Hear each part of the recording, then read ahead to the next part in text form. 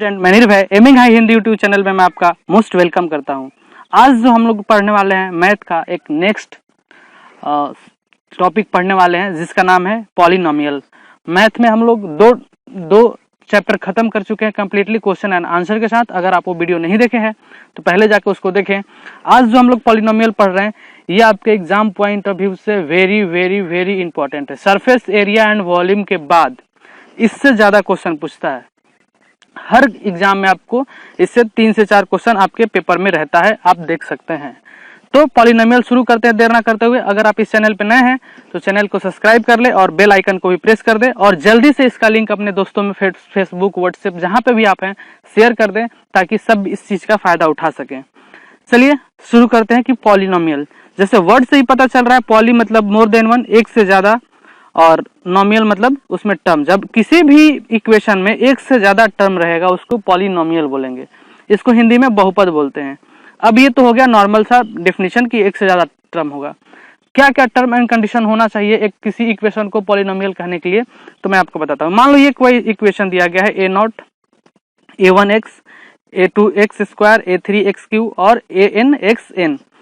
तो इस तरह से अगर कोई इक्वेशन दिया गया है तो इसको पॉलिनोमियल तभी बोलेंगे जब ये a1 a0 a1 a2 ये सब क्या होंगे, इंटीजर होंगे। इंटीजर मतलब 1 2 3 4 ऐसे कोई फ्रैक्शन नहीं होंगे, मतलब कि कोई भिन्न नहीं होंगे, इंटीजर होंगे, कंप्लीट नंबर होंगे, पॉइंट में नहीं होंगे, बटे में नहीं होंगे।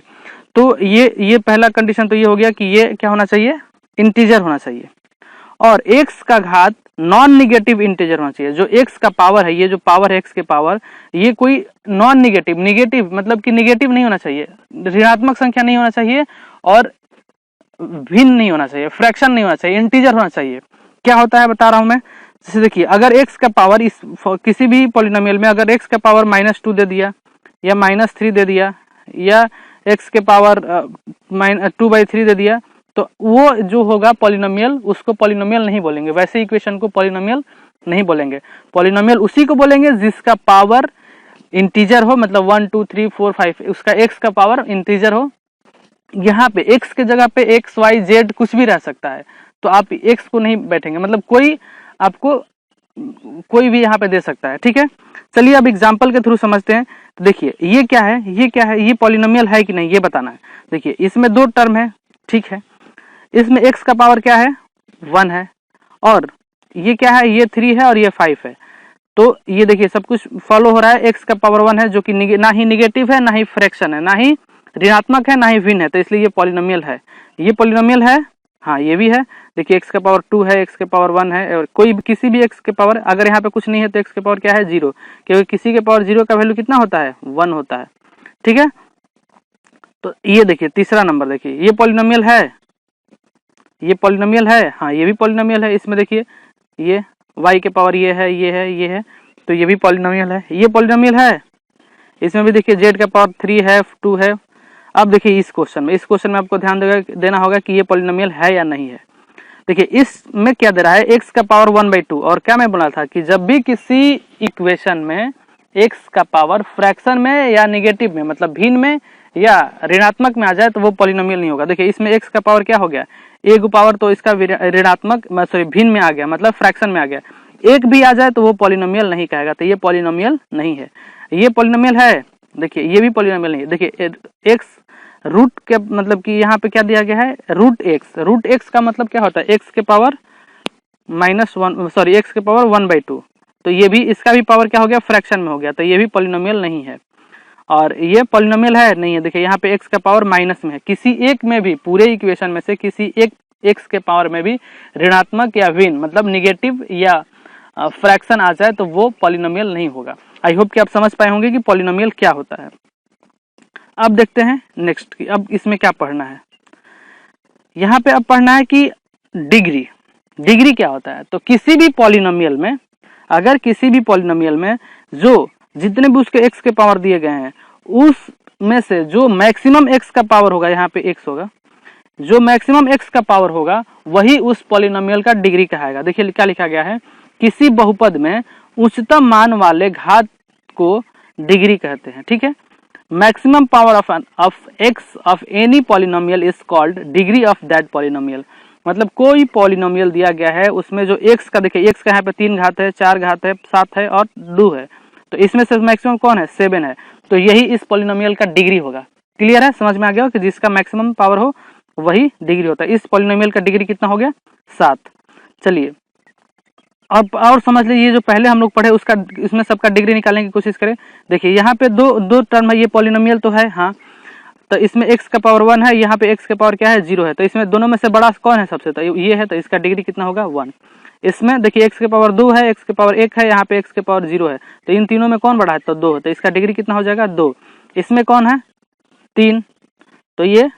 अब देखिए कुछ बच्चे यहाँ पे कंफ्यूज होंगे, √3 है, √3 से कोई मतलब नहीं है, रूट में 3 हो सकता है, रह सकता है, लेकिन जो x अगर रूट में रहता है तब ये पॉलिनोमियल नहीं होता। ठीक है, कांस्टेंट वैल्यू जो होता है, जो नियत वैल्यू है, फिक्स वैल्यू है, वो रूट में रह सकता है, उससे कोई प्रॉब्लम नहीं है, लेकिन जो उसका ये है x y है उस पे रूट नहीं रहना चाहिए या फ्रैक्शन नहीं रहना चाहिए। ठीक है, या कोई निगेटिव नहीं होना चाहिए। तो ये पॉलिनोमियल है और इसका डिग्री कहाँ है, ये क्या क्या हो गया, ये 3 हो गया, ये 2 हो गया, ये 1 हो गया, और x का पावर कितना होता है, ये तो 0 हो गया, तो ये सबसे बड़ा कौन है, 3, तो डिग्री 3। इसमें क्या होगा डिग्री, इसमें डिग्री 4, क्योंकि मैक्सिमम पावर 4 ही है। अब इसमें डिग्री की बात करें, इसमें पूछेगा डिग्री, तो आप इसमें डिग्री 2 नहीं पुट करके आ जाएंगे, क्यों, क्योंकि इसमें सबसे बड़ा तो 2 ही है, तो आप बोलेंगे डिग्री इसका 2 है।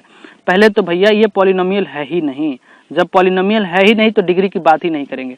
जो पॉलिनोमियल नहीं है वो डिग्री की बात ही नहीं, ये भी पॉलिनोमियल नहीं है तो इसकी भी डिग्री की बात नहीं करेंगे, और ये पॉलिनोमियल नहीं है तो इसकी भी डिग्री की बात नहीं करेंगे। क्लियर है। अब नेक्स्ट टॉपिक क्या है अपना डिग्री हो गया, समझ गए। अब देखिए मान लीजिए किसी पॉलिनोमियल के डिग्री में 1 हो, मतलब उसका पावर मैक्सिमम पावर 1 हो, तो वैसे पॉलिनोमियल को क्या बोलते हैं, डिग्री 1 वाले को क्या बोलते हैं, लीनियर पॉलिनोमियल या रैखिक बहुपद। क्या बोलते हैं, लीनियर पॉलिनोमियल या रैखिक बहुपद। पहले इसको समझ रहे हैं, इसमें भी ट्रिक से पढ़ेंगे, आपको मजा आ जाएगा। ठीक है, जैसे हम लोग ट्रिक से पढ़े, इसको भी ट्रिक से पढ़ेंगे, आप फटाफट सॉल्व करेंगे। आप बस इस वीडियो में लास्ट तक बने रहें। ओके, मैं आपको सब कुछ समझाऊंगा कि कैसे आप फटाफट से क्वेश्चंस को सॉल्व करेंगे, क्वाड्रेटिक इक्वेशन को कैसे आप स्प्लिट करेंगे। अगर जिस पॉलिनोमियल का डिग्री 2 हो उसको क्या बोलते हैं, क्वाड्रेटिक या द्विघात। द्वि मतलब डिग्री 2 मतलब द्वि मतलब 2 और घात मतलब पावर, तो 2 घात वाले उसको पॉलिनोमियल या बहुपद बोलेंगे। जिसका डिग्री 3 हो उसको क्या बोलेंगे, त्रिघात या क्यूबिक पॉलिनोमियल, और जिसका डिग्री 4 हो उसको क्या बोल देंगे, बाई क्वाड्रेटिक मतलब द्विघात, बाई क्वाड्रेटिक। क्लियर है, ये यहाँ तक है। अब चलिए देर ना करते आप लोग मतलब कि मेन टॉपिक पे आते हैं कि क्या क्वेश्चन इसमें पूछता है। देखिए दिया रहता है कि वैल्यू ऑफ पॉलिनोमियल आपसे पूछता है, value of polynomial at given point. कह रहा है कि कोई पॉलिनोमियल आपको दे देगा, अब बोल देगा कि पॉलिनोमियल का मतलब इस पॉलिनोमियल का x के लिए x = 3 पर इसका वैल्यू निकालो, x = 5 पर वैल्यू निकालो, तो आप कैसे निकालेंगे। मान लीजिए ये एक पॉलिनोमियल दिया गया है 2x² - 3x + 5, तो ये px है, px का मान बिंदु 2 और -1 पर निकालो। कह रहा है कि अगर एक पॉलिनोमियल है 2x² - 3x + 5, तो px का वैल्यू पूछ रहा है आपसे 0.2 और -1 पर। कुछ नहीं करना है, जहां पे x है वहां पे एक बार 2 रख देंगे, तो यहाँ पे 2 रखेंगे, तो जहां जहां x है वहां 2 रखना होगा। देखिए इस पॉलिनोमियल में अगर 2 का वैल्यू निकालना है 2 पॉइंट पे, तो जहां जहां x है, देखिए यहाँ पे x है तो 2 तो पहले से था तो 2 रख दिए, और 2x के तो x के जगह पे 2 रखना है, तो 2x² - 3 × 2 + 5। तो इस पॉलिनोमियल का वैल्यू क्या हो जाएगा, जब इसको आप सॉल्व करेंगे तो 2 2 जा 4 2 जा 8 हो जाएगा, 8 - 3 2 जा 6 और ये 5, इसको ऐड करेंगे तो 13 - 6 तो 7, कितना हो जाएगा 7, इसका आंसर हो जाएगा। P2 के लिए वैल्यू कितना आ जाएगा 7। क्लियर है। अब आपसे पूछा है P-1, तो अब जहां जहां x है वहां पे -1 रख देंगे। आई होप कि ये सब चीजें सबको आती होगी, मैं बहुत जल्दी, बस ये एक वे है पढ़ाने का, मतलब कि अगर अचानक से कुछ बताने लगूंगा तो आपको दिक्कत होगा, इसलिए मैं जल्दी जल्दी इन चीजों को कवर कर लेता हूँ। यहाँ पे -1 रखेंगे तो आपका वैल्यू कितना आ जाएगा 10 आ जाएगा, आप रख के चेक कर लेंगे। अब इसमें और क्या पूछता है, जीरोज ऑफ पॉलिनोमियल, हिंदी में बोले तो बहुपदों का शून्यक। तो बहुत बार आपसे पूछता है कि इस पॉलिनोमियल का जीरोज क्या होगा। तो किसी पॉलिनोमियल का जीरोज होता क्या है, सबसे पहले आपको ये समझ में आना चाहिए कि वैसा नंबर, मान लो ये कोई पॉलिनोमियल दिया गया है x² + 2x + 3, ये कोई पॉलिनोमियल दिया गया है, इसका जीरोज पूछेगा, तो वैसा कोई नंबर होगा जिसको x के जगह पे रखने पे ये पूरा पॉलिनोमियल का वैल्यू 0 हो जाएगा। कट कुट के क्या आ जाएगा, जीरो आ जाएगा। तो वही नंबर इस पॉलिनोमियल का जीरोज कहाएगा या शून्यक कहाएगा। वही लिखा हुआ है कि वैसा नंबर जिसको x के जगह पर रखने से उस बहुपद का मान शून्य हो जाए उसे क्या बोलते हैं, जीरोज या शून्यक। A real number called zeros of the polynomial if px of those value equals to zero. अगर उसको उस वैल्यू को रखने पे px का वैल्यू जीरो आ जाए तो उसको क्या बोलेंगे, उस पॉलिनोमियल का जीरोज बोलेंगे। चलिए समझते हैं। ये एक पॉलिनोमियल दिया गया है, क्वेश्चन आपका दिया गया है कि what is the zeros of this polynomial, इस बहुपद का शून्य क्या होगा। ठीक है, तो कुछ नहीं करना है। अब ये तो आपको निकालने का मैं तरीका बताऊंगा, अभी आपको तरीका नहीं बताया हूं, तो आपको बारी बारी से सबको इसमें x का वैल्यू एक बार 3 पुट करेंगे तो देखेंगे कि जीरो आ रहा है कि नहीं आ रहा है। अगर जीरो आ गया तो वो उसका जीरोज हो जाएगा। x का वैल्यू -1 पुट करेंगे, देखेंगे जीरो आ गया तो उसका वो जीरोज हो जाएगा। इसको पुट करेंगे, अगर उसका वैल्यू जीरो आ जाएगा तो वो हो जाएगा। चलिए एक एक करके रखते हैं। देखिए एक्स स्क्वायर, तो x की जगह पर 3 रखना है तो 3 का स्क्वायर -2 इंटू 3 -3, ये कितना हो जाएगा 9 -6 -3, तो 9 - 9 कितना आ जाएगा 0। तो इसका मतलब ये क्या है, ये जीरोज है। क्लियर है। एक बार -1 रखेंगे, देखिए हम यहाँ पे नीचे रख के आपको किए हुए सॉल्यूशन। -1 रखेंगे तो क्या हो जाएगा, -1 स्क्वायर -2 इंटू -1 3, तो ये 1 का स्क्वायर कितना हो जाएगा 1, क्योंकि माइनस माइनस प्लस हो जाएगा, और 2 इंटू -1 तो +2 और -3, इन दोनों को ऐड करेंगे तो 3 - 3 0, तो ये भी इसका जीरोज है, ये भी इसका जीरोज है। चलिए नेक्स्ट देखते हैं, तीसरा ऑप्शन को, जीरो को चेक करते हैं।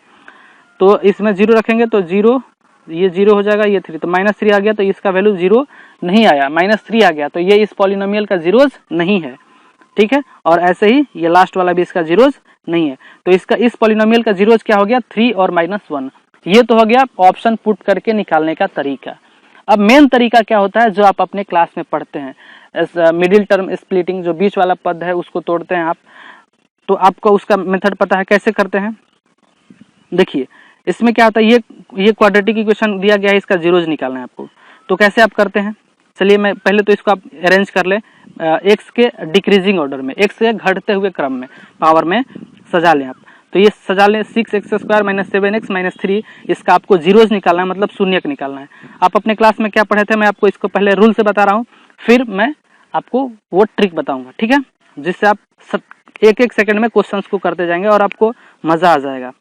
देखिए पहले तो आप क्या करते हैं, आपको इस नंबर को इस नंबर से मल्टीप्लाई करते हैं, और मल्टीप्लाई करने के बाद जो भी नंबर आता है उसको इस तरह से तोड़ते हैं कि ऐड करने के बाद इतना आ जाए और मल्टीप्लाई करने के बाद इतना आ जाए, यही ना करते हैं।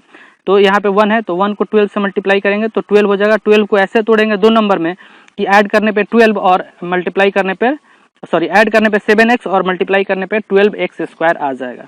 तो ये तो सबको पता है, 4 3 12 होता है, 4 3 12 होता है, तो इसको 4 और 3 में लिखेंगे तो ये 7x को क्या आप लिख सकते हैं 4x + 3x लिख सकते हैं। तो इससे आपके कोई इक्वेशन पे भी फर्क नहीं पड़ा।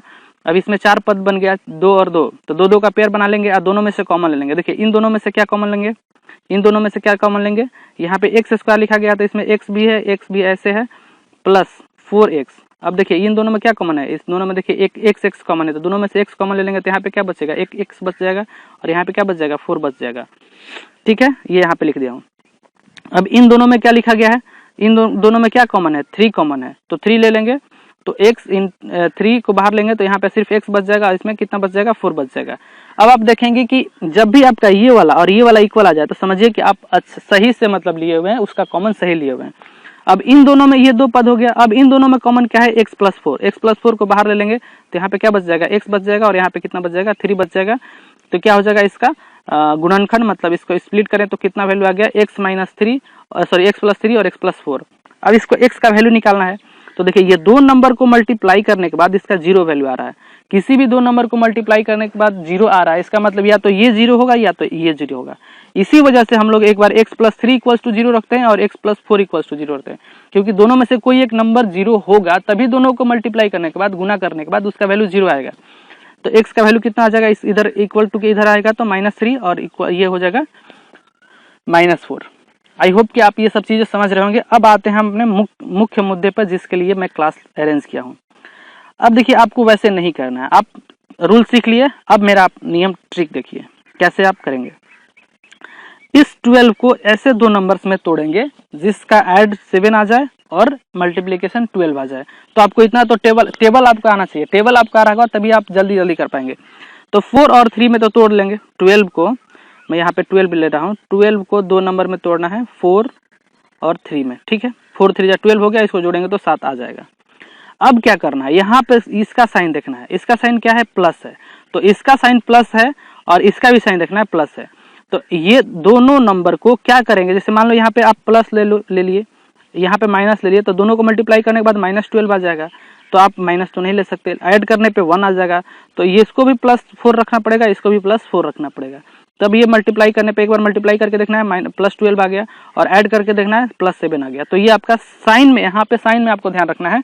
तो क्या हो जाएगा, 4 का साइन हो जाएगा प्लस और 3 का साइन प्लस हो जाएगा। मैं सब सारे साइंस पे एक क्वेश्चन आपको कर लूंगा, तो बस आपको कुछ नहीं करना है। यहाँ पे x लेना है, आपको 4 के साथ प्लस है तो प्लस ले लेना है, और फिर यहाँ पे x लेना है और 3 के साथ प्लस है तो 3 ले लेना है।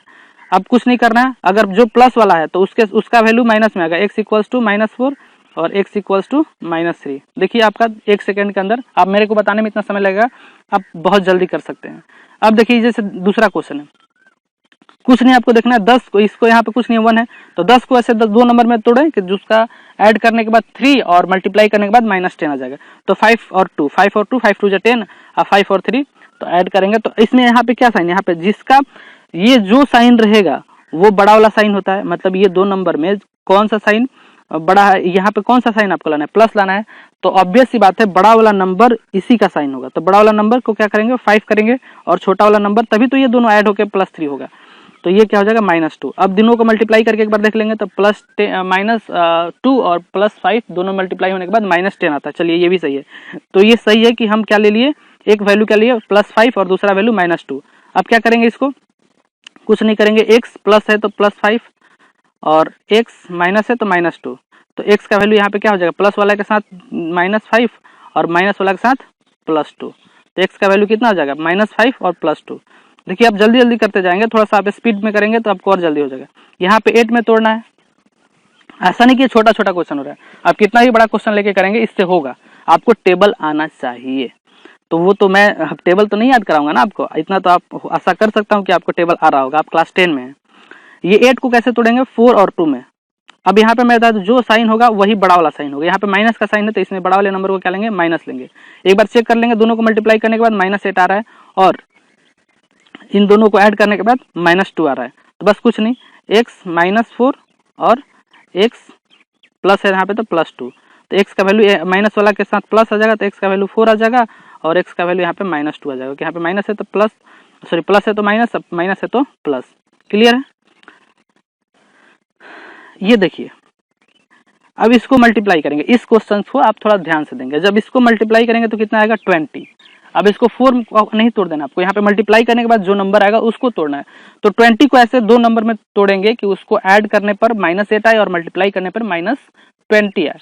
तो देखिए इसको तोड़ेंगे तो 10 और 2, 20 को तोड़ेंगे दो नंबर में तो क्या हो जाएगा 10 और 2। अब इसमें साइन का चक्कर, 20 को दो नंबर में तोड़े, ये 10 आ गया, ये 2 आ गया। अब साइन क्या लें, साइन देखिए आपको यहाँ पे माइनस आना है तो बड़े वाला तो माइनस रहेगा। तो चलिए इन दोनों को ऐड करेंगे तो -8 तो आ जाएगा, लेकिन मल्टीप्लाई करेंगे तो -20 आ जाएगा क्या, हाँ आ जाएगा। तो क्या हो गया, एक हो गया x -10 और एक क्या हो गया x +2। तो आंसर क्या हो गया, माइनस वाले के साथ प्लस, तो x इक्वल्स टू 10 और x इक्वल्स टू -2। ये आंसर करके आप आगे नहीं बढ़ जाएंगे। इस क्वेश्चन में मैं आपको क्या समझाने वाला हूँ, इस क्वेश्चन में इतना तो लिखने के बाद x -10 और x +2 लिखने के बाद इसके कॉफिशिएंट में, एक्स स्क्वायर के कॉफिशिएंट में जो नंबर है उससे आपको डिवाइड करना होगा, इसमें एक एक्स्ट्रा करना होगा इस टाइप के क्वेश्चन में, जिसके कॉफिशिएंट में 1 ना होगा कोई और, वहां पे भी 1 से डिवाइड कर रहे थे लेकिन दिख नहीं रहा था। तो इसका वैल्यू क्या हो जाएगा x -2 और x का वैल्यू क्या हो जाएगा x +2/5। इसका वैल्यू कितना आ जाएगा, x इक्वल्स टू 2 और x equals to -2/5। I hope कि आप समझ पा रहे होंगे। नेक्स्ट वीडियो देखिए, यहाँ पे क्या करेंगे, x स्क्वायर -11x +15, तो इसको इससे मल्टीप्लाई करेंगे तो कितना आ जाएगा 30। 30 को ऐसे दो नंबर में तोड़ेंगे 6 और 5 की ऐड करने पर -11 आना चाहिए। देखिए 30 को यहाँ पे मान लीजिए, यहाँ पे 6 और 5 तो लिख लिया। अब साइन क्या ले, चलिए तो यहाँ पे 11 दिखा तो माइनस, तो 11 ले ले, चलो बड़ा वाला साइन कर 11 ले। तो अब क्या इन दोनों को ऐड करने पे -11 आ रहा है? नहीं आ रहा है, तो इसके आगे भी माइनस लेना पड़ेगा। अब दोनों को ऐड करेंगे तो -11 आ गया, और दोनों को मल्टीप्लाई करेंगे तो +30 आ जाएगा, तो ये सही है। तो एक का वैल्यू क्या हो जाएगा? x - 6, और एक क्या हो जाएगा? x - 5। और यहाँ पे आंसर नहीं करना है, इसको आपको ध्यान रखना है, इसके आगे 2 है तो इसको दोनों को 2 से डिवाइड करना है। देखिए मैं यहाँ पे किया हूँ, तो 2 से डिवाइड करेंगे क्या आ जाएगा? ये x - 3 और x - 5/2, तो x का वैल्यू कितना हो जाएगा? 3, और x का वैल्यू क्या आ जाएगा? -5/2। जब भी क्वाड्रेटिक इक्वेशन होगा, जब भी पावर 2 होगा तो उसमें 2x का वैल्यू आएगा, जब भी पावर 3 होगा तो उसमें 3x का वैल्यू आएगा, जब भी पावर 1 होगा तो उसमें x का एक ही वैल्यू आएगा। आप ध्यान में रखेंगे। ये अगर इस टाइप का क्वेश्चन है तो इस टाइप का क्वेश्चन तो आपको डायरेक्ट सॉल्व करने आता है। x² - 5 = 0, ये भी क्वाड्रेटिक इक्वेशन है। ऐसा नहीं है कि क्वाड्रेटिक इक्वेशन होने के लिए उसमें 3 पद होना जरूरी है, यहाँ पे ना होते हुए भी क्या है, एक x के पावर कोई भी 2x के पावर मतलब कि कुछ भी है वहाँ पे 0 है, उसका वैल्यू क्या आ गया है? 0, उसके जगह पे 0 रखा है। तो आप तो इसको क्या करेंगे? इस टाइप का क्वेश्चन तो सबको आता होगा। आप ये x को इक्वल x² का वैल्यू निकालना है तो 5 को इस साइड कर लेंगे, और ये x² है तो स्क्वायर को जब इस साइड करते हैं तो अंडर रूट होता है, तो अंडर रूट होता है तो इसके आगे प्लस माइनस आता है। ठीक है, जब कहीं भी यहाँ पे लिखा हुआ है x² + 5 तो x का वैल्यू ये रूट जैसे ही हटता है तो सबसे पहले प्लस माइनस आता है और फिर इसके बाद √5 आता है। तो ये x का एक बार x का वैल्यू क्या हो गया? √5, और एक बार x का वैल्यू क्या हो गया? -√5। ये वाला भी क्वेश्चन आप देख लेंगे। मैं ये एक और रूट वाला क्वेश्चन में समझा दे रहा हूँ क्योंकि आपको इसमें भी दिक्कत होने वाला है। कुछ नहीं दिक्कत होगा, पहले ही जैसे पहले ये क्वेश्चन तो अच्छे बच्चों को नहीं सॉल्व करने आता है। मेथड से आप सॉल्व करने जाएंगे तो आपसे नहीं होगा, आप फंस जाएंगे। मैं आपको वही ट्रिक इसको इससे मल्टीप्लाई करेंगे तो क्या आएगा पहले देख लीजिए। 2√3 √3, √3 का √3 से मल्टीप्लाई होगा तो क्या हो जाएगा? √9, √9 का वैल्यू कितना होता है? 3, तो 2 3 जा कितना हो जाएगा? 6। इसका वैल्यू क्या आना है? 6 आना है। तो 6 को ऐसे दो नंबर में तोड़ेंगे कि इसका जोड़ ऐड करने या सब्सट्रैक्ट करने में क्या आ जाएगा? 5 आ जाए। तो 2 और 3, 2 3 जा 6 होता है, 2 3 जा 6 होता है, और -2 और माइनस इसको ऐड करने पे कितना हो जाएगा? -5 हो जाएगा। तो वैसे ही कर लेंगे तो क्या हो जाएगा? x - 2 और x - 3। अब यहाँ पे यहीं पे आगे नहीं बढ़ जाना है, इसका कोएफिशिएंट में जो है उस नंबर से डिवाइड करना है। तो 2√3 और यहाँ पे भी 2√3 से डिवाइड करना है। देखिए मैं यहाँ पे क्या किया हूँ, ये 2 से 2 कैंसिल हो जाएगा, और इसमें क्या इस 3 को क्या लिख सकते हैं? √3 × √3 लिख सकते हैं ना इस 3 को, क्योंकि देखिए मल्टीप्लाई करने के बाद 9 और लास्ट में क्या आ जाएगा? 3। तो √3 × 3 कितना हो जाएगा? 9। तो ये एक √3 से एक ये इससे ये कैंसिल हो गया, ये 2 से 2 कैंसिल हो गया, 1/- √3 और x - √3/2। तो यहाँ से x का वैल्यू क्या आ जाएगा? एक आ जाएगा 1/√3 और एक आ जाएगा √3 - 2। आई होप कि आप ये समझ पाए होंगे, ये ट्रिक से आप समझ पाए होंगे और आप जल्दी इस क्वेश्चंस को आप सॉल्व कर लेंगे।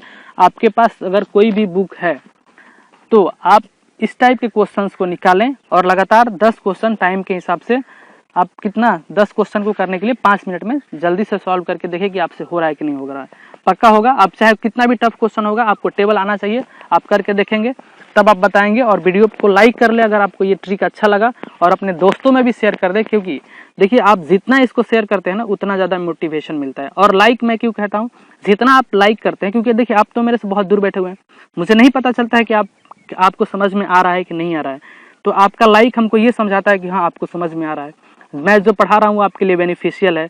और कमेंट जो करते हैं, आपको अगर दिक्कत है तो भी कमेंट कर सकते हैं। अगर कुछ नहीं समझ में आया तो कमेंट कीजिए, अगर समझ में आया तो भी कमेंट कीजिए कि हाँ सर समझ में आया, मज़ा आया। तो मुझे भी मोटिवेशन मिलता है, मुझे भी एनर्जी चाहिए काम करने के लिए। और आप जितने दोस्तों में शेयर करेंगे, जितने ज़्यादा बच्चे आते हैं पढ़ाने में, मज़ा उतना ही ज़्यादा आता है। ठीक है, तो आई होप कि आप समझ रहे हैं इस बातों को। ठीक है, थैंक यू फॉर वॉचिंग। मिलते हैं नेक्स्ट वीडियो में। जय हिंद, बाय बाय।